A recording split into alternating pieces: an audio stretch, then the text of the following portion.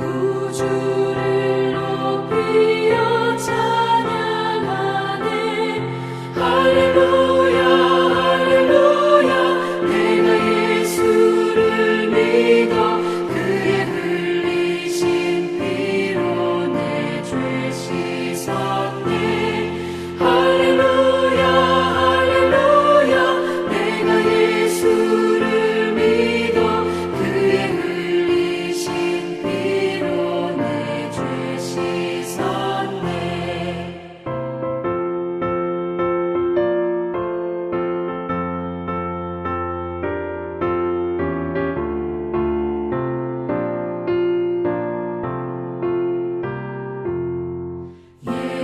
예언자들과 왕들도 반열대로 황금길 따라 나와 찬송하네.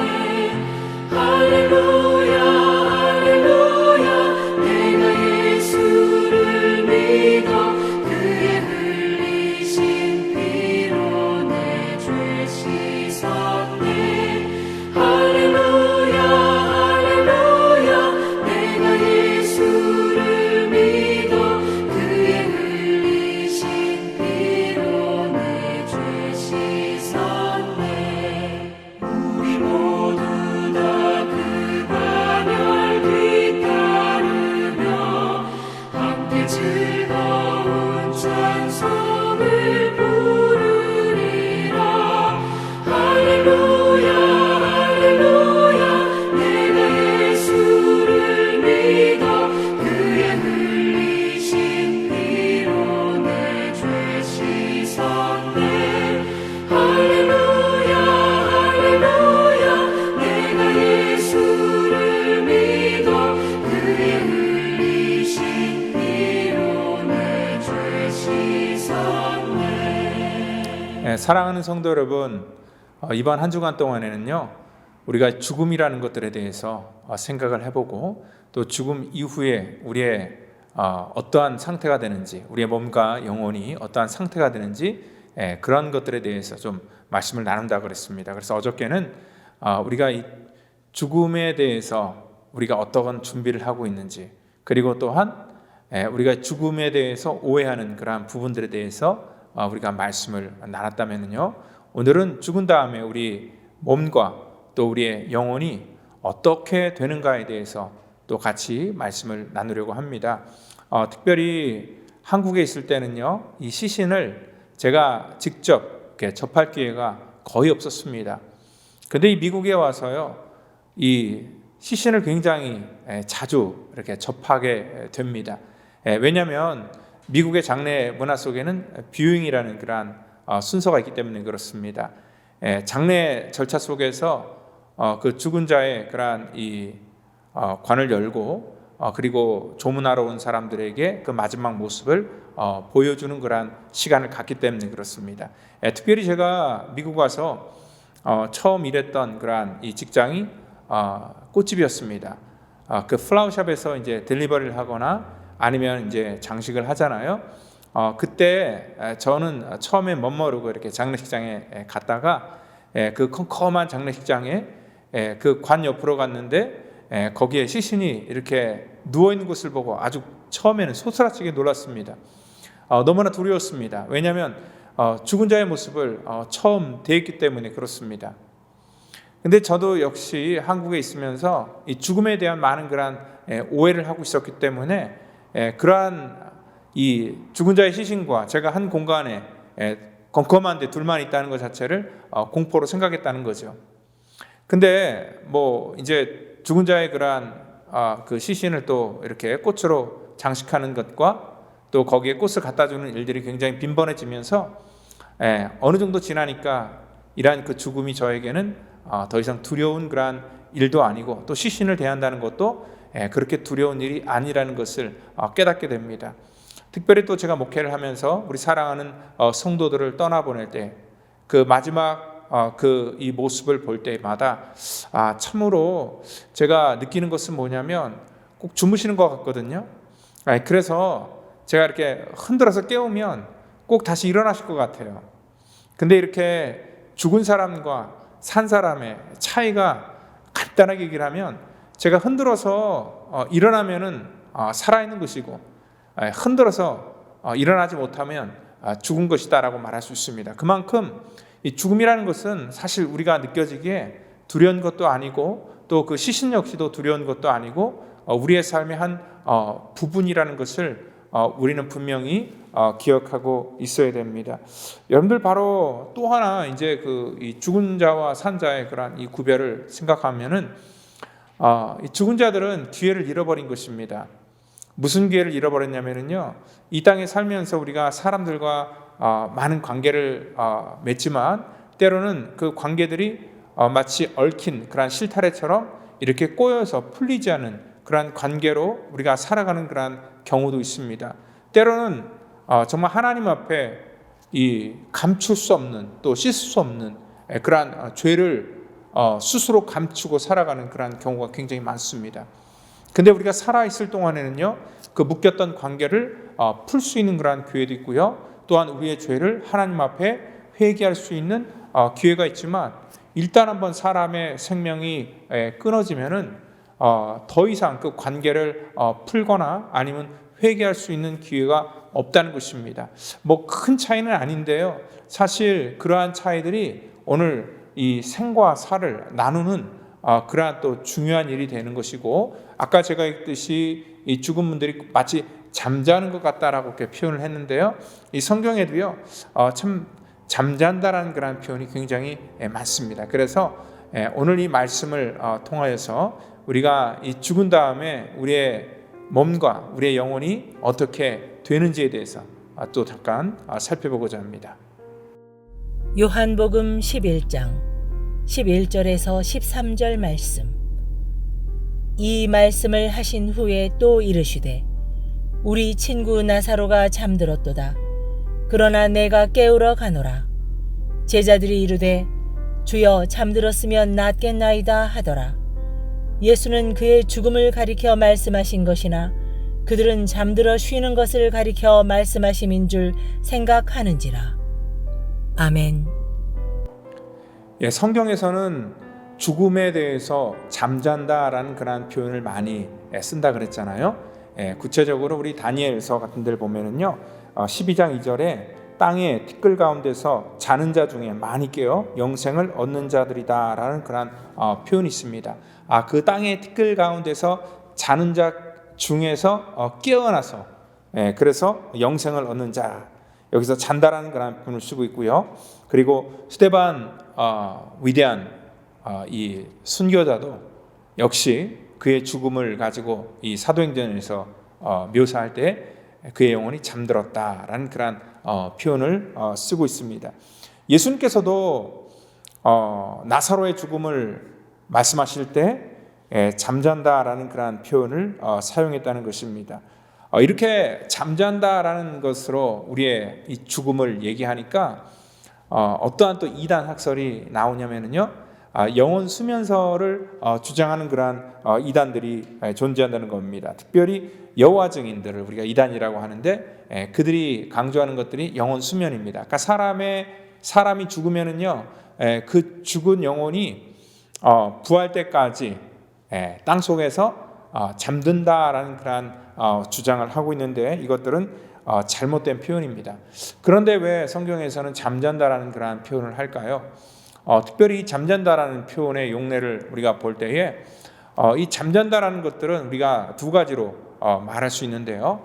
특별히 우리 몸이 흙으로부터 왔기 때문에 우리의 육신은 다시 또 흙으로 돌아가서 안식을 취한다. 그러니까 잠잘 때 우리가 안식을 취한다라는 그런 의미를 쓰잖아요.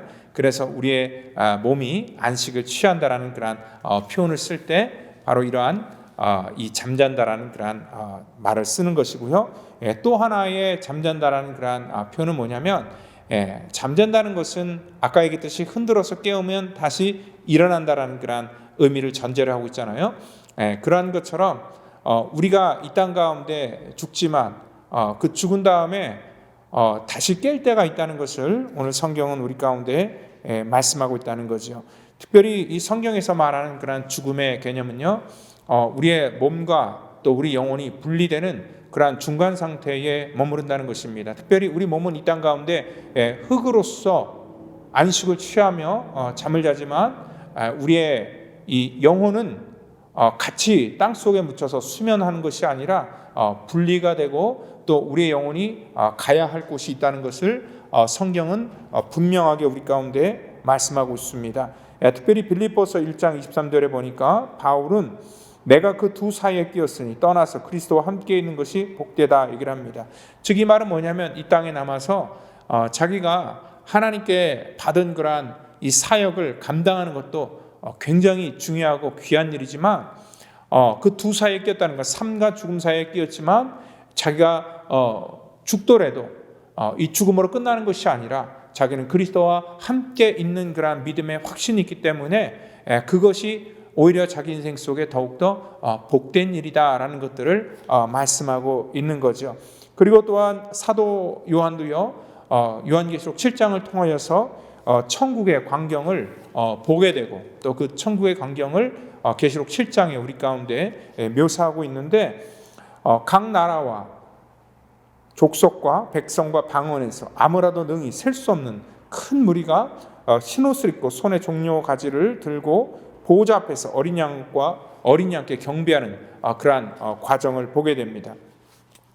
그때 요한이 저 흰옷 입은 사람이 누구냐라고 이렇게 물을 때에 한 천사가 와서 대답하기를 큰 환난에서 나오는 자들이다 얘기를 하고 있고요. 또 어린 양의 피에 그 옷을 씻어 희게 한 자다라고 이렇게 얘기합니다. 즉 뭐냐면 예수를 믿다가 구원의 그런 확신을 가지고 죽은 자들의 영혼이 하나님의 보좌 앞에 있게 되는 것을 요한은 보고요. 그것들에 대해서 말하고 있죠.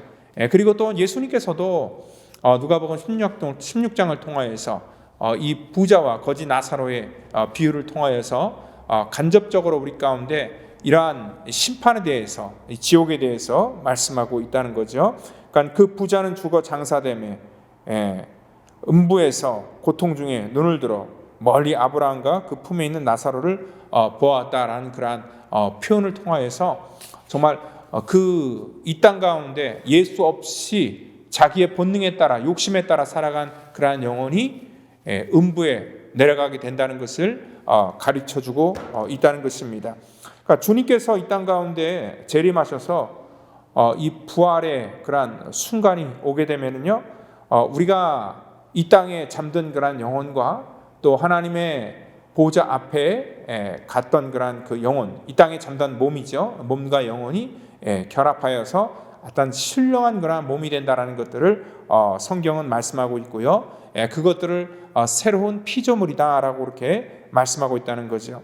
그러니까 요한복음 5장 28절에 이를 기이 여기지 말라 얘기를 합니다. 무덤 속에 있는 자들이 그 음성을 들을 때가 오나니 선한 일을 행한 자는 생명의 부활로, 악한 일을 행한 자는 심판의 부활로 나올 것이다 라고 이렇게 말씀을 하고 있습니다.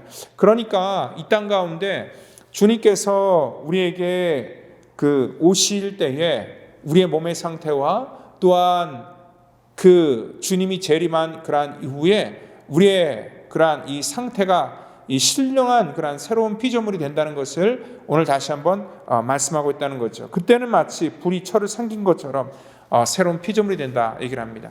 불이 철을 삼켰다라는 그런 표현을 합니다. 참 재밌습니다. 이 땅에서 우리는 수많은 그런 이 철에 대해서 우리가 알고 있습니다. 다양한 곳에서 이 철이 사용됩니다. 우리 생활용품에서부터 모든 기계에서부터 우리가 차는 타에서부터 또한 우리가 일상에서 접하는 모든 부분에 이러한 철이 있습니다. 근데 이 철이요, 일단 이제 쓸모가 없어지면 녹이 슬지요. 그러면 어떤 철인지 묻지 않고 전부 다 용광로에 넣어서 다시 새로운 그러한 물건으로 나온다라는 그런 표현입니다. 그 전에 그 철이 어떠한 모습으로 있던지 그것과는 아무런 상관이 없습니다. 얼마나 아니면 얼마나 그것들이 귀하게 써 있는지 그것도 중요하지 않습니다. 다 똑같이 녹여서 또 새로운 것들로 만들어진다는 것입니다. 즉 이 말은 뭐냐면 이 새로운 피조물이 된다는 것은 이 땅 가운데 우리가 살아 생전에 우리가 어떠한 육신의 연약함을 가지고 어떠한 분은 장애를 가지고 또한 질병을 가지고 살았던지 그것과 아무 상관없이 또 새로운 그러한 모습으로 이 땅 가운데 다시 나타나게 될 것이다라는 것들을 주님께서는 말씀하고 있다는 거죠. 특별히 이러한 것들에 대해서 어떠한 사람들은 믿고 또 어떠한 사람들은 믿지 않는 사람이 분명히 있을 겁니다. 근데 우리가 믿던 믿지 않던 간에 하나님의 계획은 이 창세 이후로 지금까지 계속 진행되고 있고요. 그리고 또한 이 마지막까지도 하나님의 그러한 구속의 역사는 계속 진행된다는 것을 여러분들 분명히 믿으시기를 바랍니다. 그래서 주님께서는 그 알곡과 가라지의 비유, 그리고 또 양과 염소의 비유, 그리고 열처녀의 비유, 많은 비유를 통하여서 이 천국 비유를 말씀해 주셨고, 그리고 심판에 대해서 정말 많은 그러한 강조를 했다는 것을 우리가 알 수 있다는 것입니다. 우리 인간 스스로가 얼마나 똑똑한지 그것은 중요하지 않습니다.